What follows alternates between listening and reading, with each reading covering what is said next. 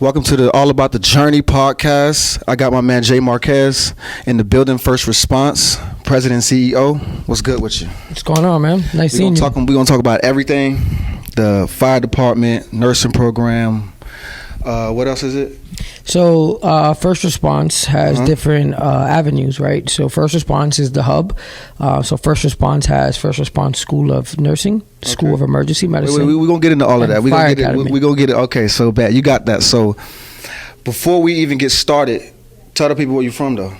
So I'm from Bronx, New York. I was born and raised in the Bronx, New York. When you got to Florida? I moved here in 2006. What brought you down to Florida? Family. So my mother moved, my sister moved, my brother moved, and I was the only one left. No particular reason? You were just lonely? Yeah, I was lonely. No, my family moved, man, and to me, family is very important. So, I was the only one there, and I wanted to be with my family, so I moved.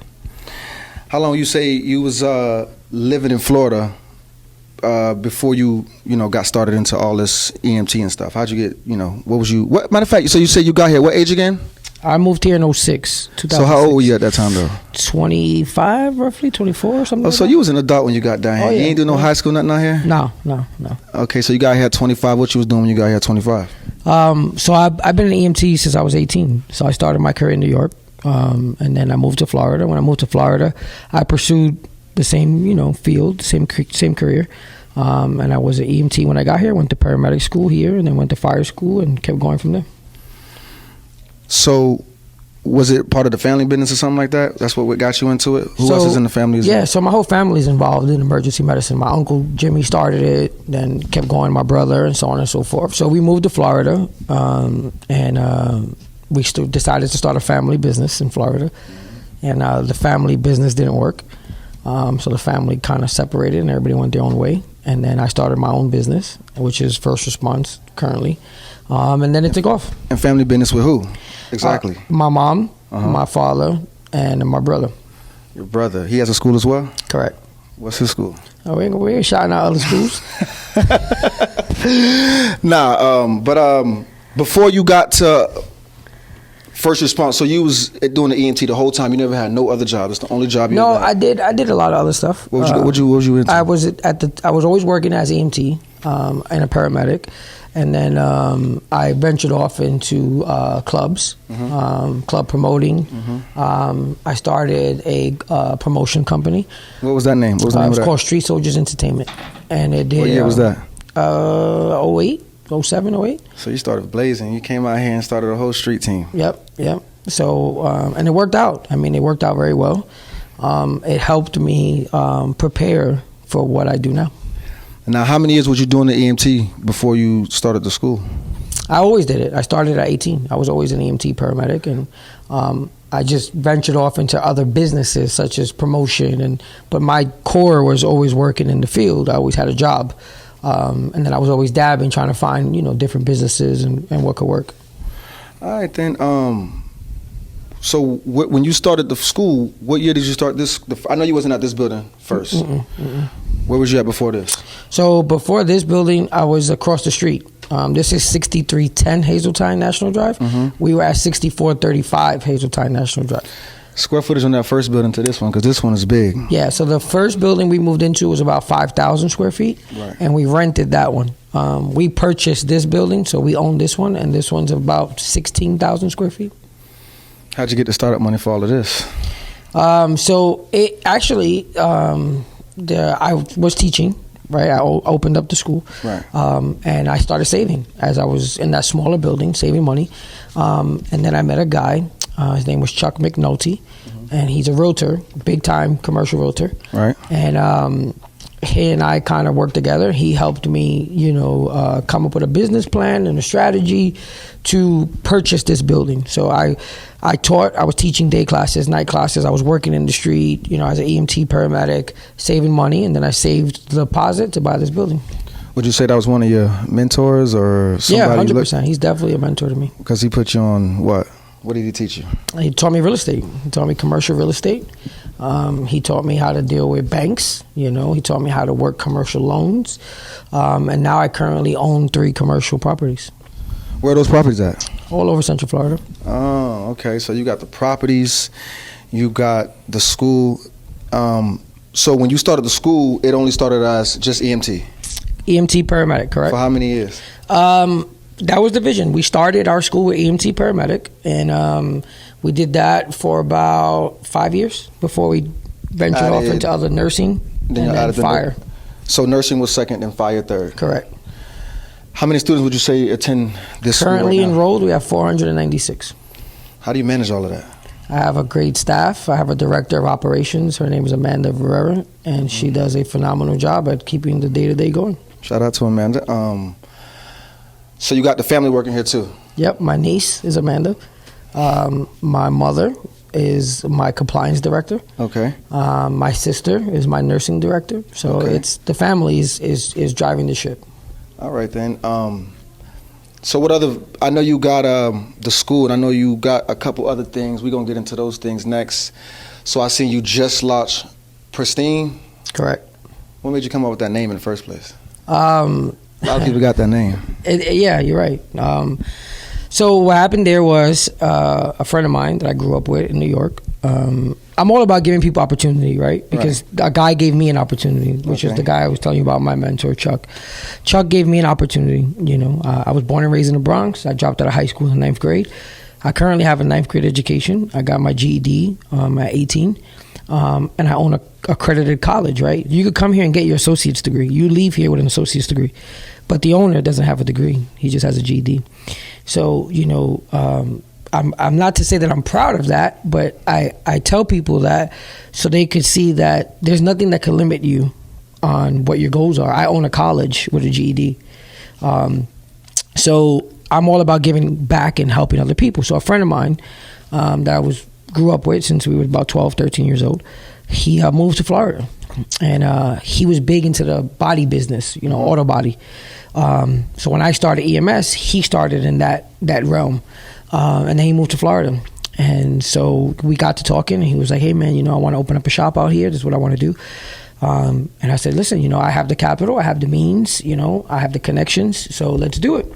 So we went to the drawing board. And then it was like, okay, how any business goes, right? What do you want to call it? What's the name? And we threw a bunch of names out, and Pristine, it just landed, So a lot of people tell you, hey, man, I want my car in pristine condition, or I want my car to look pristine. Okay. So that's where the name Pristine came from. And you have Pristine Towing and Pristine, what else is it? Pristine Towing, Pristine Auto Body, and Pristine Detailing.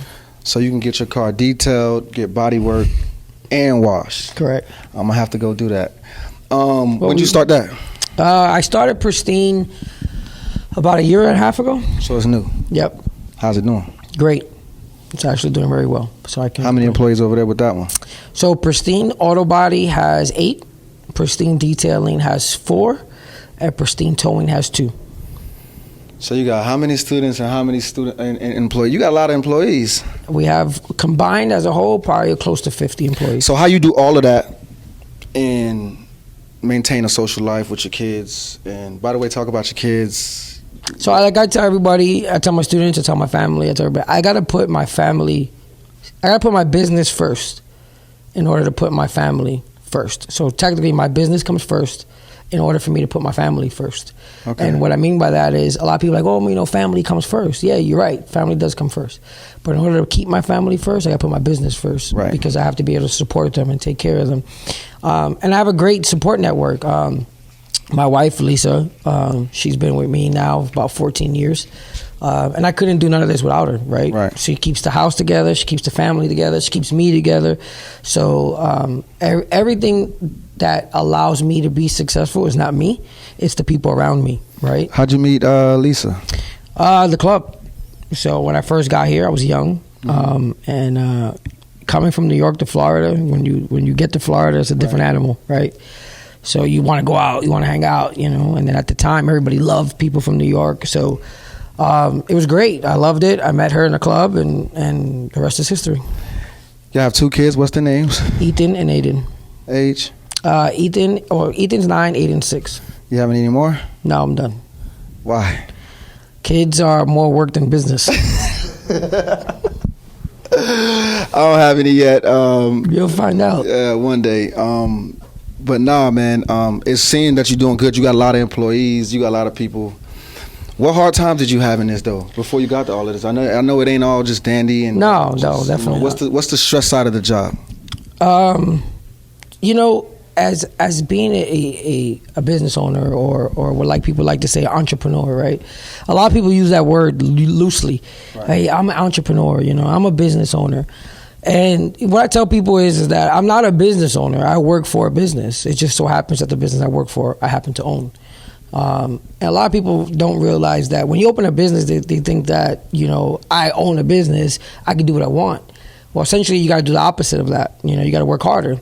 What keeps my staff motivated is that I'm here before them and I leave after them. I'm not a dictator to say, you go do this or you go do that. It's let's go do it, right? I'll do it with you, And to be able to do that, you have to be a unique person. Right. You got to be willing to work twice as hard than the person next to you. So, and it comes at a lot of sacrifices. I mean, I missed my son's second birthday. I had to go teach a class, and nobody could cover that day, so I own the business, right? So you can't call out. You can't be like, "Hey, man, I just don't feel good today. I'm taking the day off." Not when you're the owner. The stress is on you. Correct. Okay. Now I see you had some of those body prototypes. Mannequins. Yep. You say how much one of those things run for? One of the ones we have is 6 figures. You got a number? He's about 120,000. For a mannequin? For a mannequin. What does this mannequin do that's so special, though? He does everything. I mean, listen, technology in medical is very important, right? Uh-huh. So, especially now with COVID, right? So, in order to train people proficiently, you have to be able to offer them the best, right? So, this mannequin, his pupils dilate, they constrict, he breathes, he has a heart rate. You give him medication, he reacts to it. He does everything a human could do but walk, right? I always say if he could walk and talk, I'd probably put him at a desk. But... And how many of those mannequins you have? Of that one, we have one. And then we have other ones that range from about 10,000 at a minimal to about 50,000. And we have about 12 of those. So that's it looks like you got a big overhead. Big investment. What's new? What's next? You ain't got no other plans? What's trying to expand a school? You're not looking for no new building? No, so... we're a college, right? And in order to be a college, you got to be accredited. And to be accredited, that's a big task, right? So we're an accredited institute. We're accredited by 3 different accrediting bureaus, and we just obtained that. My vision or my goal is we're the largest private-owned private college in Central Florida for public safety. Mm-hmm. So my next vision is right now we're Central Florida. Right. So I want North Florida and then I want South Florida. So my next vision is to open up more schools in different locations and kind of cover the entire state. We just took on a mobile division. Mm-hmm. So we bought an RV, and our RV travels. We teach all over. I mean, we have contracts in New York, the borderline of Canada, down to Miami. So, we do a lot of teaching all over the United States. What are you doing with your real estate? What's your plans with that? So with real estate, I own land. And I own a few properties as far as commercial and residential. Trying to build some houses on there, businesses. What are you trying to do? So I own residential properties that are out for rent. They're rental properties currently. So I have a management company that manages these rental properties. And then I have a few commercial properties that are also rented out. And my goal with that is, in my opinion, real estate, you just never go wrong, right? As long as you invest at the right time and you keep the properties. And so, listen, I don't have a retirement, right? I started my career early, but I left the city job early to go to open up the school and so on and so forth. So I never got a retirement. And that's my vision, right? At 50, what do you want to do when you're 50? Do you want to get up at 6 in the morning and go to work and outwork the 20-year-olds? No. Right. So my goal at 50 is to hire somebody, preferably probably be Amanda, my niece, who my vision is for her to take over all of this, and then cut me a check and travel and do different things. So with the real estate properties, I got 15-year mortgages on all of them. Okay. And in 15 years, I'll be 55, 60, and then just collect checks. Everything's paid off. So this building will be paid off, all the properties will be paid off. So if my plan goes well, I'll be retired collecting about $100,000 a month. That sounds good to me. That sounds better than a retirement plan. Let's talk about COVID. COVID was big this year. You having students, that have to be close, do a lot of training. You got classrooms, so I'm pretty sure, colleges and everything were getting, shut down and stuff. Mm-hmm. So what was that like for you? COVID was rough. So first and foremost, my thoughts and prayers to everybody out there, that, lost family and lost loved ones and friends. And COVID is real, right? Mm-hmm. As a first responder, I can tell you that.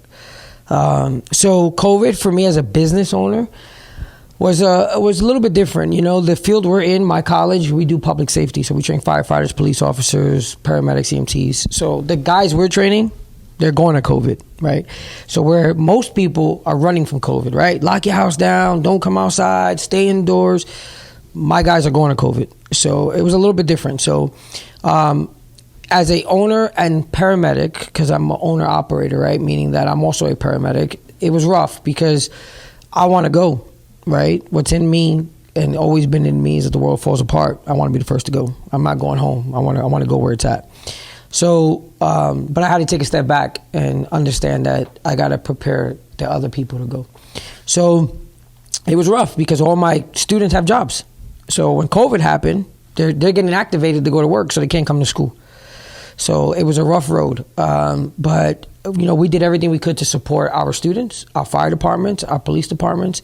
So, I take my hat off to all of them, all the nurses, the doctors, the first responders, and the people that definitely put it all on the line for COVID. So, again, as a business owner, it also impacted me because I got staff. I got 22 just in this school alone that still have to make money, right? So, but they're not coming to work, and students aren't coming to school. So that means there's no income coming. But we still had to make sure people got paid. And they did. We closed down. I closed the school for 2.5 weeks. And what was that like though? When the 2.5 weeks was like, it was nerve-wracking. It was like, this was the first time you had to shut down. Yeah. Since you had the school. Yeah. So how was it like those 2 weeks? It's funny you asked that question. That's a very good question because it's weird because I've had this business 8 years, and for anybody who owns a business, they know the first 5 years is blood, sweat, and tears, right? And the next 5 after that. So when the school closed down, I found myself at home, and I felt useless. That was the first time my world stopped, right? I wasn't getting up in the morning to come to the school and getting the nitty-gritty of it, and I was home. And all my students were out serving their community, and I felt useless because I wasn't with them. And I wasn't in the school. So it was a hard time. My wife was happy because I was home for 2 weeks, and then she gave me like a honey to-do list. Right. But it was rough. Financially, I was definitely blessed to get what's called the PPP, the Payroll Protection Plan. Okay. So my accountant submitted for that, and we were granted that. And what that does, it covers your payroll. So I was fortunate enough, by the grace of God, to be granted that. And that covered my payroll for my staff. So we got through it. And then when we reopened, I hired a company to come out and do COVID testing here for the community and for the students. And it worked out really well. How'd you put that together? A lot of connections that we have in the medical field. So we made some phone calls, and we were able to get a lot of people here to do COVID testing. I wanted to make sure my students were safe, right? My students are going out. They're working now. So now I got a student that's out working and coming to the school the next day. But you don't work, right? You're not in the field. So what do you feel? You got a guy who was working, taking COVID people to the hospital all day long. Now he comes to class with you. You've been locked in your house for 2 weeks. What do you think about the guy next to you? You're like, he's gonna give me COVID, right? And then you gotta be able to make sure you litigate that and understand that I take your concerns to heart. So what I did was I had everybody tested before they came back to school, so that way you could feel comfortable and everybody around the campus could feel comfortable. And I'm sure daily temperature checks and all of that. Currently, we still do that. You can't get in the building without a temperature check and fill out a COVID form. Okay, then. So let's talk about the daily stuff that goes on. What time do you get into the school being there on? You say you come first, say you leave last. Amanda, who's my director, she's been beating me a little bit. Yeah, usually I'm here by 8:30, and I don't go home roughly to 9:10. But even then, you're the owner. You know what it's like. You own a couple businesses, so the phone don't stop. It's not like, hey man, I clocked out, and the phone goes off. So when you own a business, you work 24 hours a day, 7 days a week, and not everybody has the mental capacity to do that, right? So you got to be able to do that. So I'm here 12 to 14 to 16 hours a day, but I'm working my business 24/7. Do you manage some of the other business from here? Yeah. So in my office, I have about a big TV, which is like an 80-inch, and it has roughly 80 cameras on it, and it covers all of my businesses, and I watch them on a daily. It's like the control center. So let's take it back real quick. You was in New York. Correct. You was in the EMT. So how was it for you, like something tragic like 9/11? So I started my career at 18. I started working for New York City EMS at a very early age, and about 19, 20 years old roughly. I got dispatched to 9/11. I was one of the early units on scene.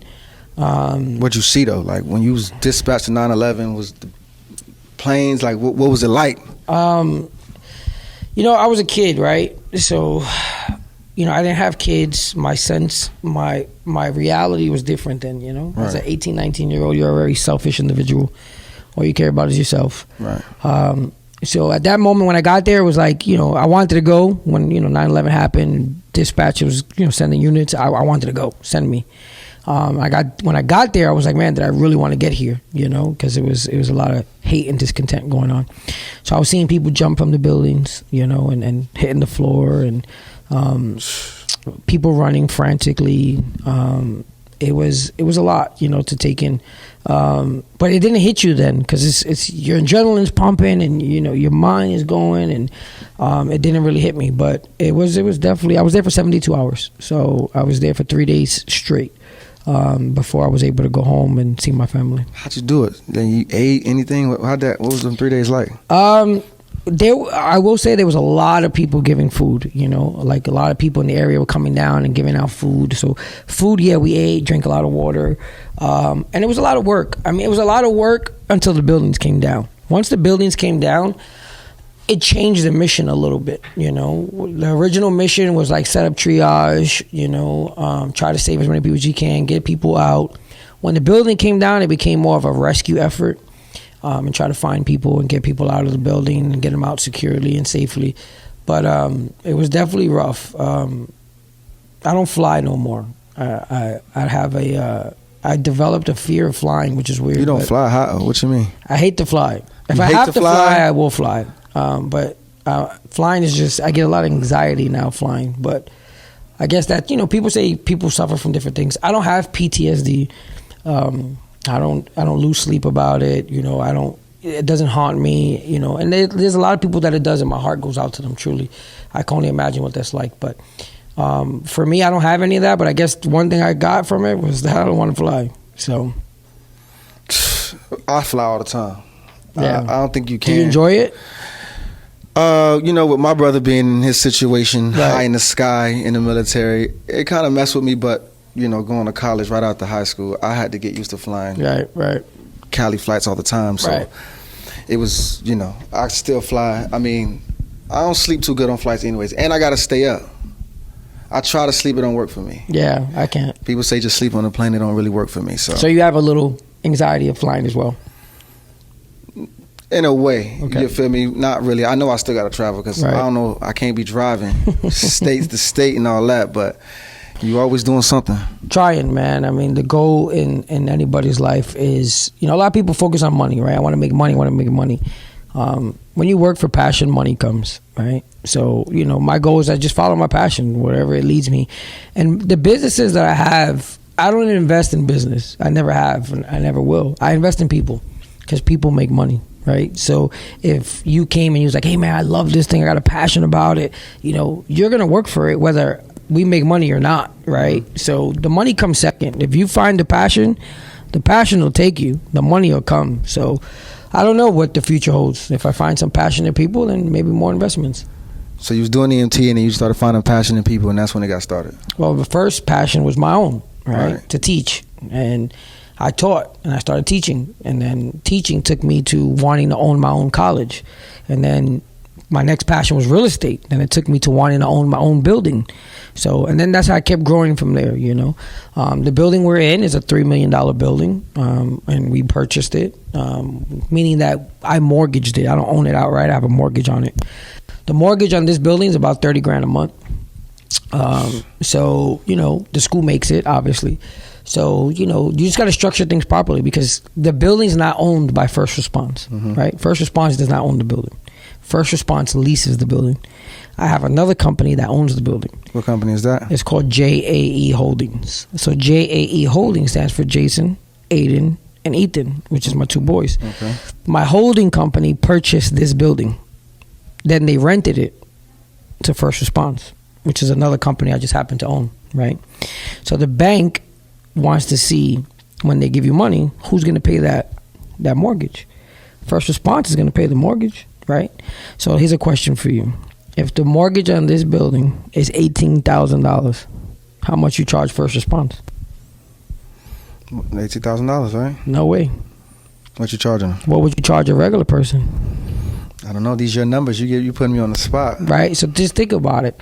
That's the problem with a lot of businesses, right? Is First Response is a business. I just happen to work for it. Right. JAE Holdings is a business. I just happen to work for it, right? The mortgage on the company is $18,000. But the going rate, if you rented your house out to somebody, would you charge them what the mortgage is or would you charge them what the going rate is? Charge them more, yeah, of course. That's what we charge the building. So we charge about $30,000 a month to First Response to pay for the company. Because JAE Holding has an owner or has a worker. The worker's me. First Response has a worker. The worker's me. I got to get paid. So if I charge the rent, just what the rent is, who's making money, right? Yeah. So it's all about structure. Businesses is all about how you structure them and you work for them, right? So the going thing with a business is if you own whatever, X, Y, and Z company, and that company made $1 million, how much money did you make? $1 million. No way. You didn't make $1 million. The company made $1 million. You made only what your salary is.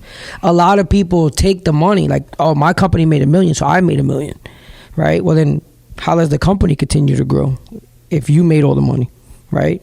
So it's all about structure, right? So I take a salary for my businesses and not $1 more. I don't take any more money because the money stays in the company to continue to grow. The company's built the value up of the company. So for 20 years, I drew a salary from the company. But on that 20th year, I could value up the company, sell it, and then now make all the money back. Does that make sense? Yeah. So those are the visions. And that's what Chuck has taught me, because I was just like you, at one point I was like, I've made $1 million, right? Yeah. 18,000. Why am I charging me more money, right? Because it's me paying it, so why am I charging me more money? But he taught me, and I'm a minority, right? I'm a Puerto Rican kid from the Bronx. Chuck is a white guy who's Jewish, and for whatever reason, he saw something in me and took his time to mentor me. And the man has taught me a lot about business. Like payroll, what's that a month? Payroll here in the First Response alone is about $110,000 a month. To pay everybody? Just to pay everybody. Just the payroll. So that's what a lot of people say, man, I'm a business owner, And to be a business owner, man. I know you got a few accountants with all that stuff going on. Yeah, I have a full-time accountant. So he's full-time with me Monday through Friday, 40-hour work week. And he's a genius, so I'm lucky to have him as well. What's his name? David. How long you been with David? Since I started. Hey, that's a loyal accountant right there. You got to get an accountant. You don't want to end up, look at like Fat Joe and all these other guys that went to jail for tax evasion, and they didn't even know, right? And I believe it. I believe they had no idea. Because when you have no knowledge of business, but you know how to make money, right? You know how to make money. You have passion, you know how to make money, but you have no knowledge upon business. Right. You're trusting somebody that went to school with a master. I got a GED. Right. I'm trusting my accountant that's got his master's degree in accounting, that what you telling me is right?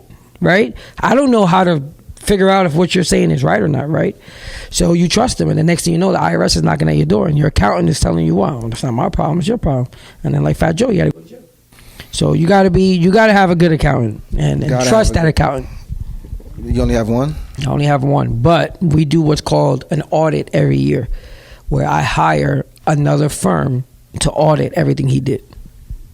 To make sure he's on point. Checks and balances, right? Okay, yeah. Well, man, you gave us some real good gems today, man. I appreciate having you today, man. Anything else you want to say? Yeah, I don't know. I've known you a very long time. Okay. And when I see you, I often see myself in the presence of, your drive. So I just want to tell you, man, keep pushing. Right. That what you're doing, I see, and you're doing a great job at it. You have a lot of drive and a lot of passion, man. I'm very proud to be here with you and embark on this journey that you started, and I think you're doing a great thing, so keep pushing, man. I really appreciate it, dog. That's really coming from you. It mean a lot. You know what I'm saying? I watch you grow too as well. I think I know you since I was about 17. About 17, 16, 17. Don't try to lower the number to try to sum me, but it's about 17 years. About 17 years old I met you, but it's a pleasure, you know, coming to the school. You showing me everything, man. Your staff is great. Your businesses are great. They cleaning my car outside right now. It's a nice car. Thank you. I appreciate it. Jay, that's it, man. Appreciate Pleasure's you. mine, man. Yes, sir. All about the journey. ET, Rain. Let's get it.